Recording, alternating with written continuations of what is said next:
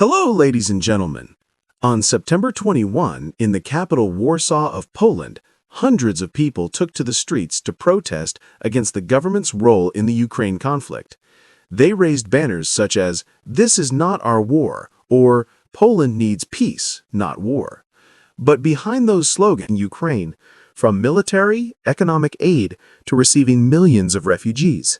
They feared that their country could be directly drawn into the conflict, while the domestic economy, especially farmers and workers, is suffering many negative impacts.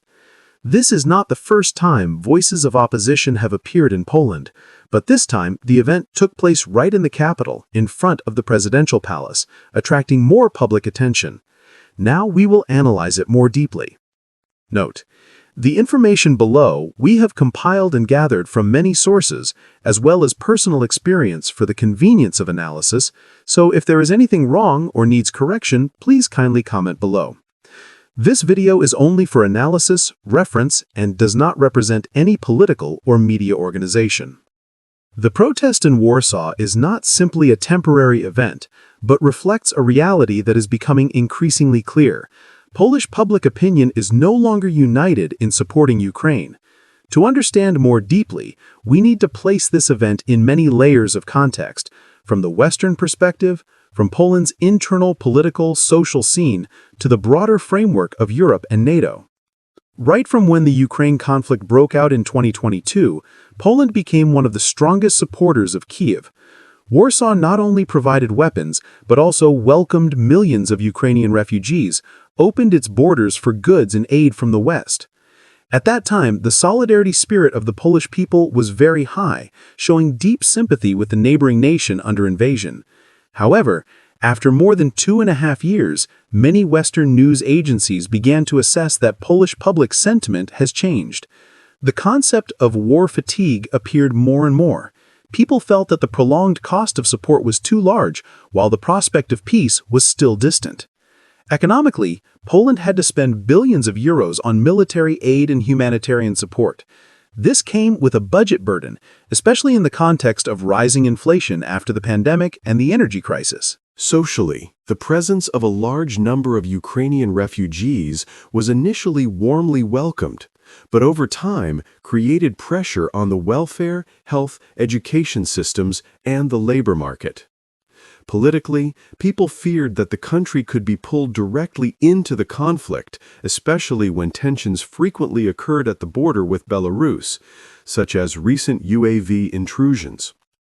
Many international newspapers compared the current situation of Poland with some other European countries, where support for Ukraine also shows signs of declining, although still at a high level. The common point is, when the war drags on without a clear way out, people begin to ask, until when? And is the price worth paying? If we go deeper into the domestic context, it can be seen that the protest in Warsaw is not only a spontaneous reaction, but also carries a clear political nature. First, the issue of agricultural products. After the European Union opened the door for Ukrainian grain to support Kyiv's economy, a large amount of cheap agricultural products flooded into Poland. This caused Polish farmers to fall into hardship, as domestic prices dropped sharply and competition became fierce. Many previous protests also stemmed from this dissatisfaction. The Polish government once had to temporarily ban imports to protect farmers, but tensions still smoldered. Second, the factor of inflation and people's livelihood. Ordinary people directly feel the increase in prices, especially energy and food. They easily link these difficulties with the massive spending on war and aid, thereby forming an oppositional mindset. Third, the motive of party politics. The September 21st protest was organized by the Confederation of the Polish Crown Party, a small nationalist party, often strongly criticizing government policies. In the context of fierce political competition, opposition parties tend to take advantage of public discontent to expand influence. This is not uncommon in Europe. Populist or far-right movements often exploit the theme, "we are sacrificing for others," to build support. Some regional experts also emphasized that this event is a test for the government, whether they can maintain the balance between international commitments and domestic needs or not. If they fail, the risk of internal political fracture will be greater, paving the way for opposition forces to increase their strength. If we look more broadly, Poland's role in the Ukraine war is not only a political choice, but a strategic position. Warsaw lies on NATO's front line, right next to Ukraine and Belarus. This makes the country become the logistical gateway for the entire West in aiding Kyiv. Therefore, when domestic public opinion begins to divide, it can create cracks in the united front of the EU and NATO. Allied countries will surely watch closely. If Poland, the strongest supporter, already sees opposition, then in countries farther from Ukraine, the skepticism could be even stronger. However, it should also be noted, European democracies always have space for protest. Demonstration is a normal part of political life, and it does not necessarily lead to immediate policy change.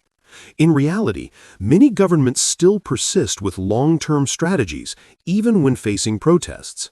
The issue is they need to manage skillfully, both keeping international commitments and ensuring that domestic people feel their interests are not overlooked. Here, two hypotheses can be drawn. First, protests like in Warsaw only reflect temporary fatigue and will gradually subside if the government introduces economic, social, soothing measures. Second, if the economic crisis lasts and the war has no way out, the wave of opposition can grow and influence actual policy. To have a more comprehensive view, we can compare with other countries. Germany, where there have been many protests demanding a reduction in military aid and a focus on peace negotiations. Slovakia and Hungary. The governments here have shown a more cautious stance on supporting Ukraine, and in the case of Slovakia, a populist party has come to power with a platform opposing military aid. The United States. Even in Washington, which plays the central role in supporting Ukraine, there is division in Congress over approving new aid packages. These examples show Poland is not alone. The trend of war fatigue is present in many countries, only differing in degree and expression. The event in Warsaw, therefore, can be seen as part of the broader picture, reflecting the difficulty in maintaining long-term Western unity in the face of a prolonged conflict. The protest in Warsaw can be seen as an early indicator of a shift in Polish public opinion. It is both the result of domestic economic social pressures, a product of political competition, and at the same time reflects a larger trend in Europe. The patience of the public toward a distant but costly war is gradually declining. The question is this only small waves within democracy, or will it become a powerful tide, strong enough to change the policies of Warsaw and even the EU? The answer will depend on two factors: the actual developments on the battlefield in Ukraine and the ability of the Polish government to manage well the domestic economic social pressures.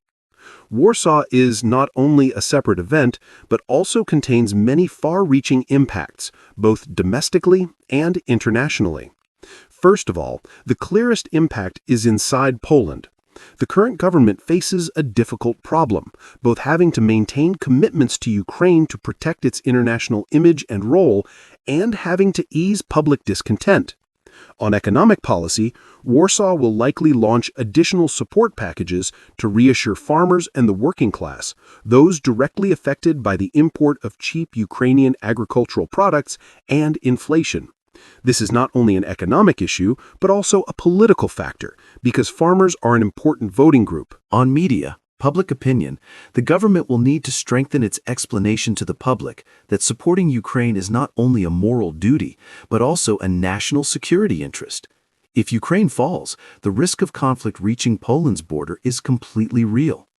However, the challenge lies in the fact that people often feel the immediate costs more clearly than future threats. On political life, the protest event can create opportunities for opposition or populist parties to expand their influence.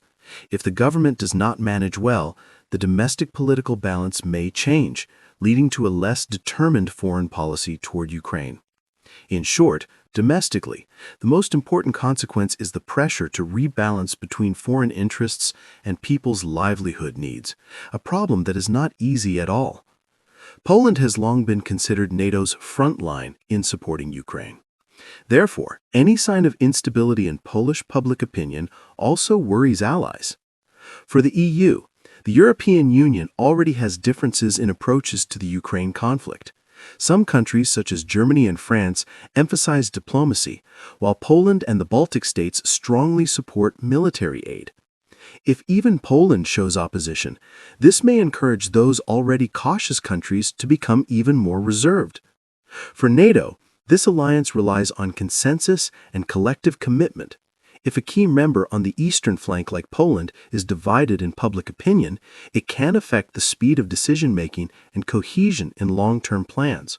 A hesitant Poland will make the logistical corridor, which runs through its territory into Ukraine, a potential bottleneck. Chain reaction. Neighboring countries, such as Slovakia or Hungary, which already have a more skeptical stance toward Ukraine, may use the Warsaw event as an example to reinforce their views. If this trend spreads, European unity on the Ukraine issue will be seriously challenged. In other words, the protest in Warsaw, though only taking place within one city, sends a signal beyond national borders, carrying political weight for all of Europe. On the international level, this event can be perceived in two ways. Russia benefits in terms of messaging. The Kremlin has long hoped for divisions in the West. They can exploit protests like in Warsaw to propagate that European people also oppose the war, thereby weakening the resolve of governments supporting Ukraine. Even if protests do not change policy immediately, psychologically they help Russia reinforce the argument that Western unity is only temporary. A test for the West. Conversely, this event is also a reminder that the West needs a clearer long-term strategy. It cannot rely only on government commitments, but must find ways to sustain public support through financial transparency, fair burden sharing among countries, and provide a concrete roadmap so that people see their sacrifices as meaningful. From the above impacts, several scenarios can be outlined. The Polish government successfully controls the situation by supporting farmers, explaining more clearly about security benefits, and maintaining commitments with Ukraine. In that case, the protest will only stop at the level of a political signal, not spreading further. Public opinion continues to increase pressure if the economic crisis drags on or if there are additional border security incidents. In this case, protests may recur, threatening to weaken the policy of supporting Ukraine. Chain effect on Europe. If similar protests break out in other countries, Western unity will be seriously challenged, creating conditions for Russia to strengthen its position at the negotiating table. Thus, the protest in Warsaw is a small event, but suggests major impacts. Domestically, it pressures the government to balance interests. In Europe, it is a signal of the fragility of unity. On the international level, it is both an opportunity for Russia and a warning for the West that maintaining long-term consensus requires more than political statements. The protest in Warsaw is not simply an act of opposition, but also reflects the growing social and political pressures within Poland. The question is this only a temporary event, or a signal showing deeper change in European public opinion about the Ukraine conflict? What do you think? Is this the beginning of a larger wave of opposition, or just a small highlight in Polish political life? Leave your comments below so we can discuss together.